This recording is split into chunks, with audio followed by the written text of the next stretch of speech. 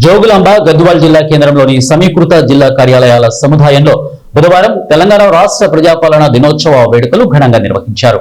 ఈ వేడుకలకు ముఖ్య అతిథిగా తెలంగాణ ప్రభుత్వ ప్రత్యేక ప్రతినిధి మరియు ప్రభుత్వ సలహాదారు ఏపీ జితేందర్ రెడ్డికి పోలీసులు గౌరవ వందనంతో జిల్లా యంత్రాంగం తరపున ఘనస్వాగతం పలికారు. స్వాతంత్ర సమరయోధులు, తెలంగాణ తల్లి, తెలంగాణ అమరవీరుల చిత్రపటాలకు పూలమాలలు వేసి జాతీయ పతాకాన్ని ఆవిష్కరించిన అనంతరం ఆయన మాట్లాడుతూ రాష్ట్ర ముఖ్యమంత్రి నాయకత్వంలోని ప్రజా ప్రభుత్వం సెప్టెంబర్ 17న తెలంగాణ ప్రజాపాలన దినోత్సవంగా నిర్వహిస్తోందని తెలిపారు. రాష్ట్ర ప్రభుత్వం ప్రజలకు ఇచ్చిన వాగ్దానాలను అధికారంలోకి వచ్చిన 48 గంటల్లోనే అమలు చేయడం ప్రారంభించి ప్రజలకు ఇచ్చిన హామీలను నిజం చేస్తోందని ఆయన పేర్కొన్నారు. సెప్టెంబర్ 17న తెలంగాణ ప్రజాపాలన దినోత్సవంగా నిర్వహిస్తుంది.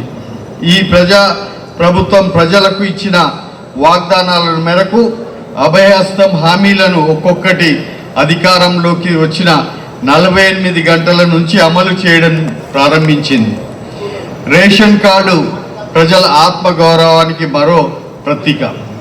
ఒక భరోసా భాగోద్యయం ఈ ఏడాది జూలై 14 నుండి రాష్ట్ర వ్యాప్తంగా నూతన రేషన్ కార్డులు పంపిణీ ప్రారంభించాం.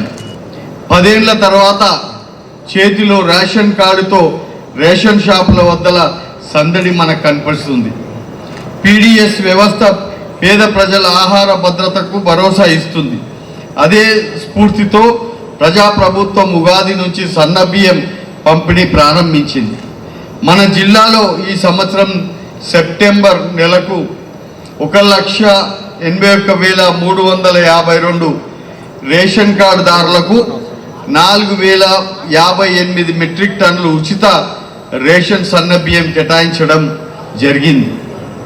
రైతులు పండించిన ప్రతి గింజను కొనుగోలు చేస్తూ ధాన్యం కొనుగోలు చేసిన 48 గంటల్లోనే రైతు ఖాతాలో నగదు జమ చేయడం జరుగుతుంది. 2024-25 యాసంగి సీజన్లో 75 కొనుగోలు కేంద్రాలను ఏర్పాటు చేసి జిల్లాలో